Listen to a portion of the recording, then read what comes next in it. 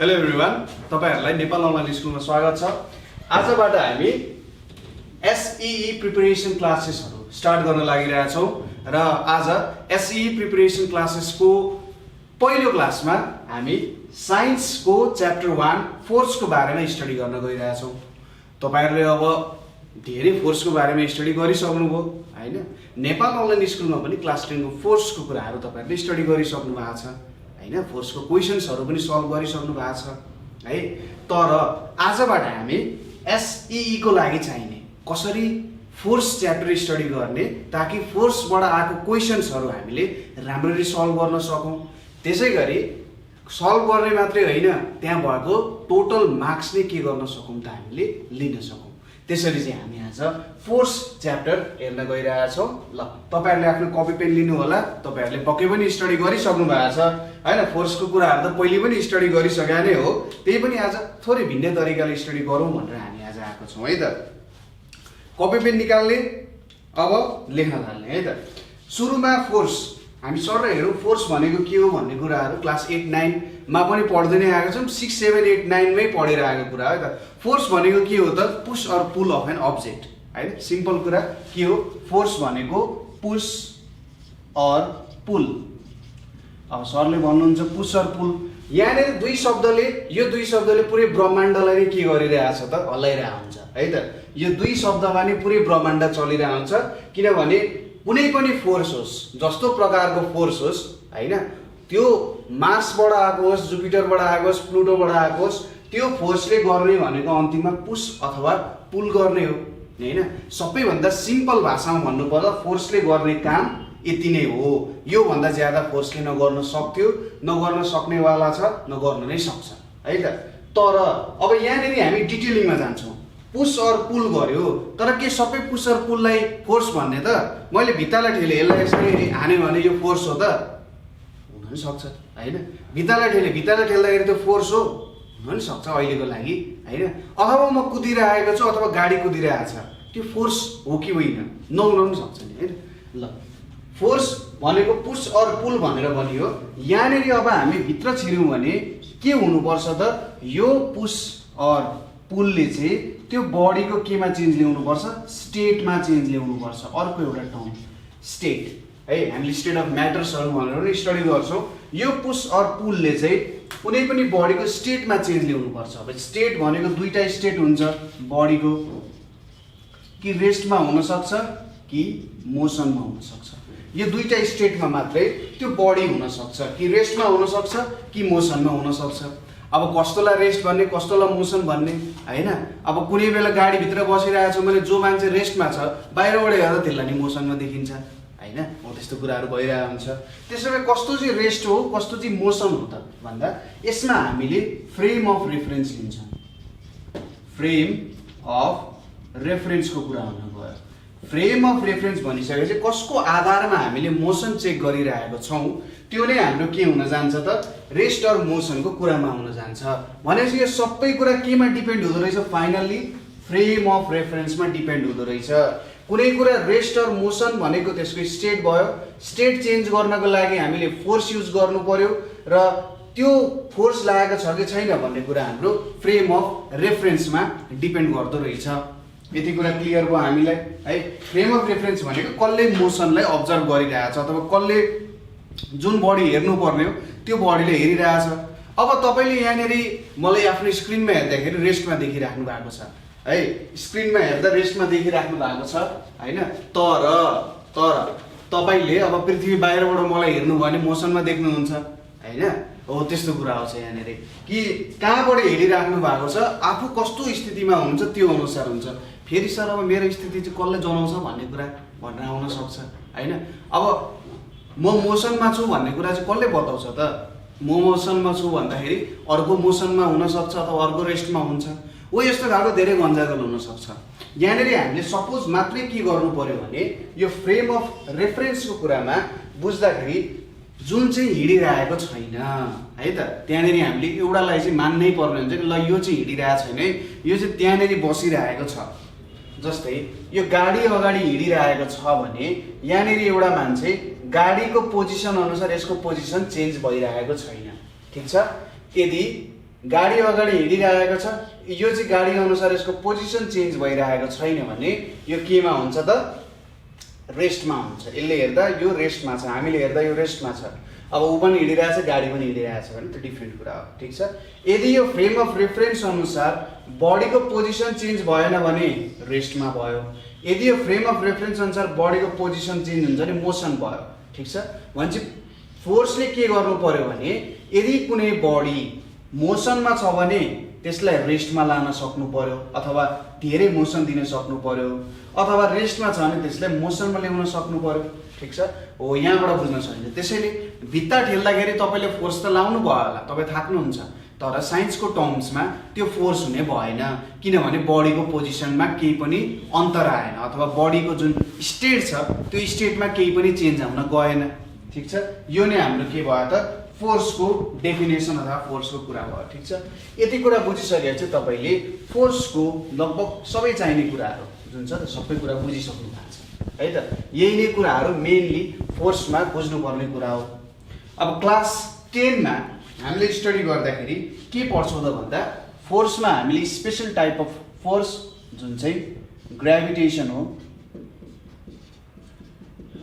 यो ग्रेभिटेसनको बारे हामीले स्टडी गर्नुपर्ने हुन्छ। ग्रेभिटेसनलाई के भन्छ?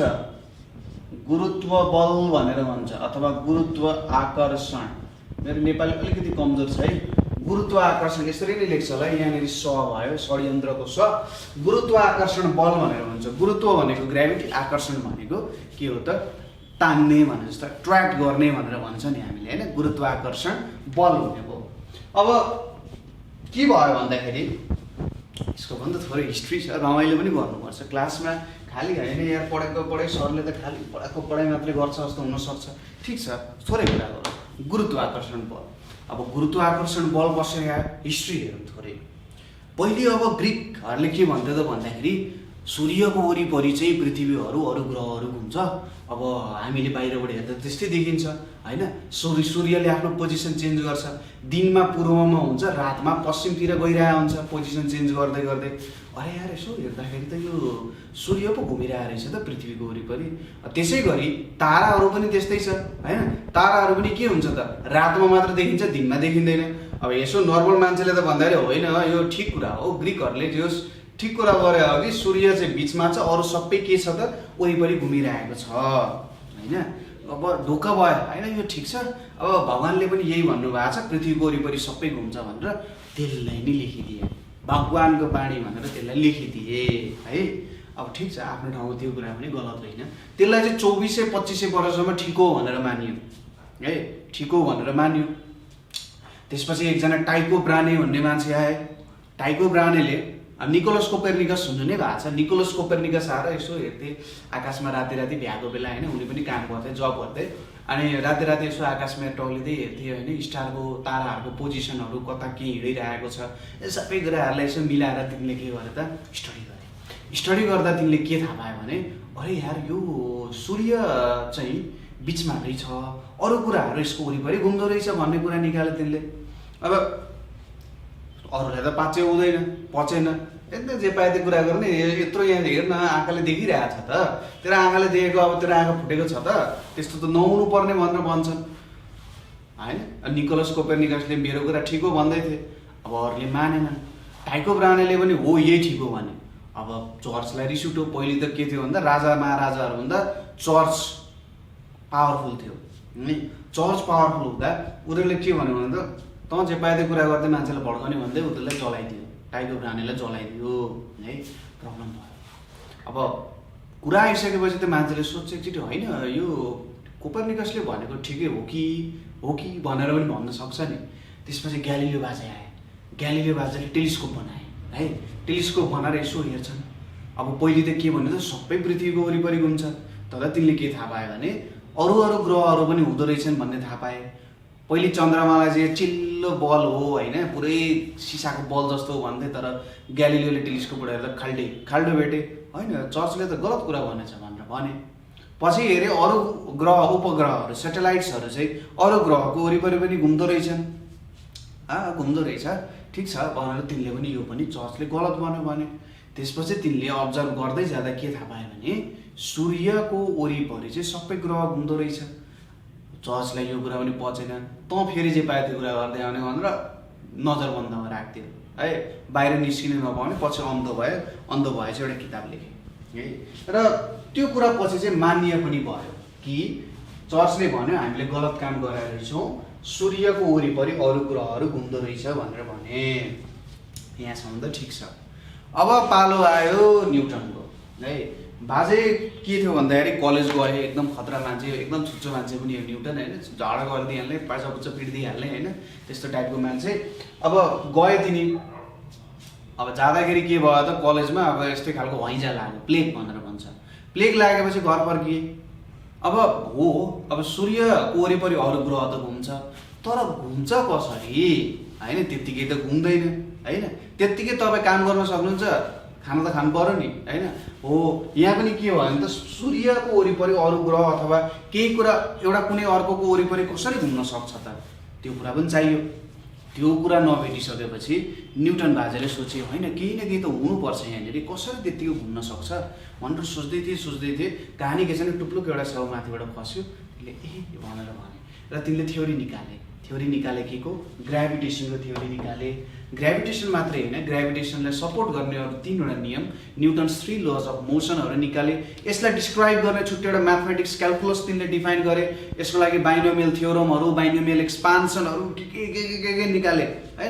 कुनै दिन कुरा गर्छौँ हामी, टेन्सन नलिनु ल। ठिक छ, यहाँसम्म हामीले बुझ्यौँ के रहेछ। न्युटनले ग्राभिटेसनको नियम निकाले है त। ग्राभिटेसनको नियम निकाले, यसमा छुट्टै अरू रमाइलो कुराहरू पनि छ है त। ग्राभिटेसनको नियममा अरू छुट्टै रमाइलो कुराहरू पनि आउँछ, टेन्सन नलिनु। हामी बिस्तारै त्यसको बारे स्टडी गर्दै नै जान्छौँ, यसमा केही प्रब्लम भएन। के थाहा पायो त न्युटनले?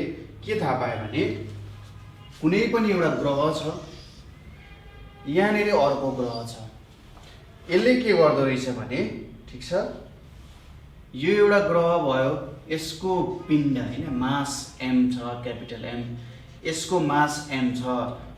यो ग्रहले यसलाई आफूतिर तान्दो रहेछ र यो ठुलो ग्रहलाई पनि सानो ग्रहले आफूतिर तान्दो रहेछ र यसरी एकअर्कालाई तान्दो रहेछ। अब बाजेले भन्न सकेनन्, अब बाजे किन तान्छ त यार, त्यत्तिकै त नतान्नु पर्ने हो होइन, त्यत्तिकै त जादुगर त होइन, ग्रहहरू जादुगर होइन, कसरी तान्छ भन्दा न्युटन बाजेले होइन होला नि त केही छ त्यहाँनिर भनेर भनिदिए। जोस्, तर तिनको नियम एक तरिकाले ठिक थियो। ग्राभिटेसन इन्भेन्ट भएको कुरा होइन, डिस्कभर भएको कुरा हो। इन्भेन्सन र डिस्कभरीमा धेरै ठुलो भिन्नता छ है त। ग्राभिटेसनको नियम तिनले पत्ता लगायो कि हरेक प्लानेट अथवा हरेक अब्जेक्ट्सहरू भनौँ, यिनीहरूलाई म अब्जेक्ट्सहरू भन्छु, हरेक अब्जेक्ट्सहरूले एक अर्कालाई तान्दो रहेछ है। हरेक अब्जेक्ट्सहरूले एक अर्कालाई के गर्दो रहेछ? तान्दो रहेछ होइन। एउटाले अर्कोलाई तान्छ, सानोले ठुलोलाई पनि तान्छ, ठुलोले सानोलाई पनि तान्छ है, तर एक अर्कालाई तान्दो रहेछ। अब होइन सर, म र मेरो साथी त सँगै नजिकै बसिरहेको थियौँ, त्यसले त मलाई तानेन नि। हो, तान्दैन। किन तान्दैन भन्दाखेरि तपाईँहरू बिचको जुन मासको कुराहरू छ, यो मासको कुरा, मासमा एकदम धेरै डिपेन्डेन्ट हुन्छ। मासमा डिपेन्ड भएको कारण जति ठुलो मास त्यति धेरै ग्राभिटेसनको कुराहरू त्यहाँनिर आउँछ है। अब तपाईँहरूको मासै सानो छ भनेपछि त्यो ग्राभिटेसनको कुरा देख्न अलिकति अप्ठ्यारै हुन्छ, ग्राभिटेसनको इफेक्ट देख्न तपाईँहरूलाई थोरै अप्ठ्यारो नै हुन्छ है त। ठिक छ, यो ग्राभिटेसन नदेख्नुको कारण चाहिँ के हो त? यो हाम्रो मासको कारण हामीले ग्राभिटेसन चाहिँ देख्दैनौँ। ठिक छ, यो अब्जेक्ट्सहरू जब ठुल्ठुलो मासहरू हुन्छ, ठुल्ठुलो मासहरू जस्तै सूर्यको मास कति धेरै छ, पृथ्वीको मास कति धेरै छ, हो त ठुल्ठुलो पिण्डहरूमा मासहरूमा मात्रै हामी के देख्छौँ त? ग्राभिटेसनल फोर्स फिल गर्न सक्छौँ। यो भन्न खोजे होइन कि तपाईँ र तपाईँको साथीले एकअर्कालाई एट्र्याक्ट नगरेको भनेर भन्न खोजे होइन। जस्ट के भन्न खोजे भन्दाखेरि एट्र्याक्ट गर्नुहुन्छ, तर त्यो फोर्स जुन हुन्छ त्यो फोर्स चाहिँ एकदमै सानो हुन्छ। अब तपाईँ एकजना मिलेर होइन म चाहिँ आज टिप्पा खेल्छु भनेर भन्न सक्नुहुन्छ त? तपाईँले लाउने फोर्स चाहिँ एकदम कम हुन्छ नि होइन। हो, यो चाहिँ ठुलो मासमा मात्रै देखिन्छ। ठुलो मासले धेरै फोर्सले अर्कोलाई तान्छ, सानो मासले थोरै फोर्सले तान्छ होइन। हो, त्यस्तो कुरा चाहिँ ग्राभिटीमा आउन जान्छ। ठिक छ, यो कुराहरू बुझ्यो र यो ग्राभिटीको कारणै सोलर सिस्टम एक्जिस्टेन्समा आएको हो। जस्तै हामीले सानो क्लासमा पढाएको थियौँ नि, सपोज यो अर्थ भयो है, यहाँनिर अर्को केही यो सन भयो, यहाँनिर अर्थ छ, अर्थ यसको वरिपरि कसरी घुम्छ भन्दा यहाँनिर एउटा सेन्ट्रिपिटल फोर्स हुन्छ एउटा सेन्ट्रिफ्युगल फोर्स हुन्छ, यो दुईटा फोर्सले एकअर्कालाई ब्यालेन्स गर्छन्, यो दुईटा फोर्सले एकअर्कालाई ब्यालेन्स गरिसकेपछि के हुन्छ, यहाँनिर चाहिँ यो पृथ्वी वरिपरि घुम्छ। जुन सेन्ट्रिपिटल फोर्स यहाँनिर लागिरहेछ त्यो हाम्रो के हो त, ग्राभिटी नै हो अथवा ग्राभिटेसन हो है त, ठिक छ। ग्राभिटेसन चाहिँ हाम्रो सेन्ट्रिपिटल फोर्स यहाँनिर जुन लागिरहेछ, यो ग्राभिटेसनको कारण यो नेसेसरी सेन्ट्रिपिटल फोर्स यहाँनिर आएको, ताकि यसलाई भित्र तानोस् र एउटा फोर्स यसरी बाहिर गइरहेछ। यो दुईटा जब ब्यालेन्स हुन्छ, यो दुईटा परपेन्डिकुलरली लागिरहन्छ एकअर्काको, जब यसरी परपेन्डिकुलरली लाग्छ त्यति बेला यिनीहरू ब्यालेन्समा आउँछ र हाम्रो ग्राभिटेसनल फोर्स त्यहाँनिर हामी देख्न सक्छौँ, ठिक छ।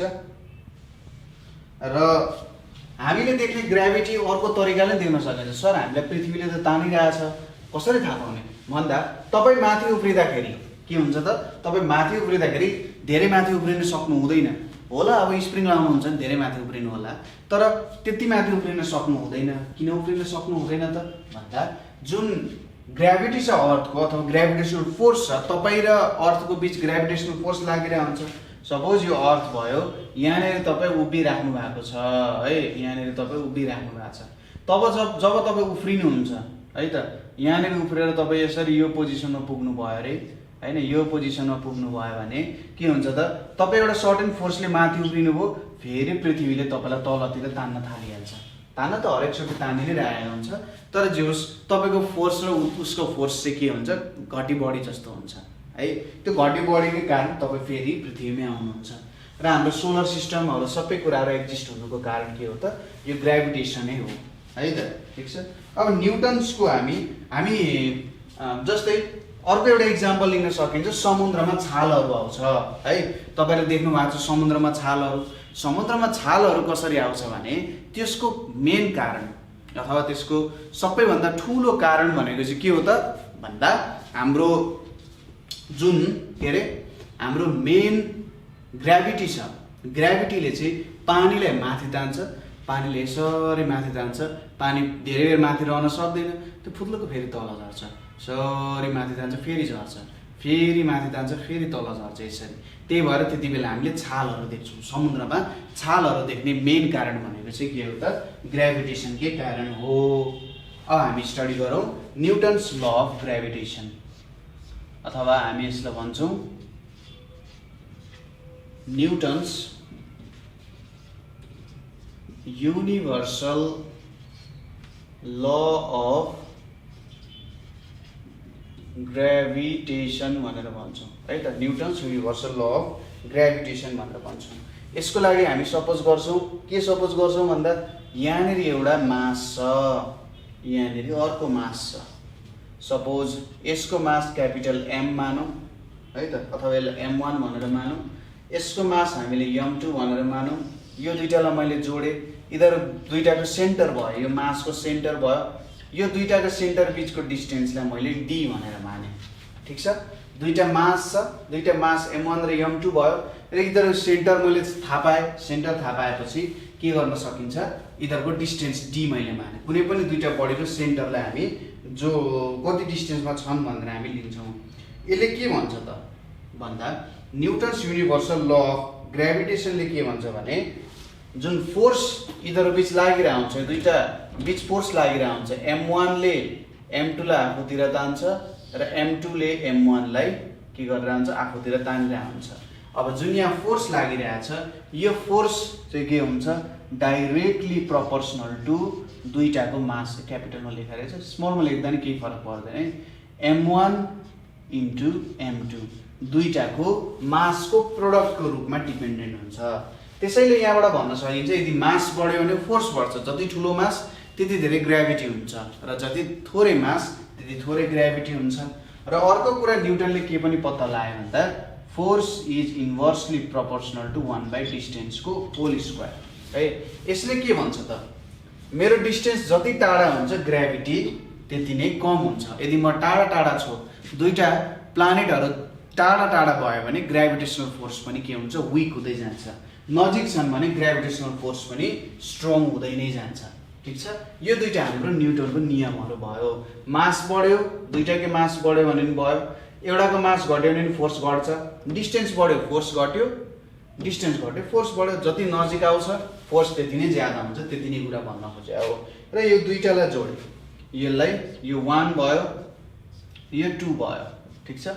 अब कम्बाइनिङ 1 and 2 भनेर लेख्ने, कम्बाइनिङ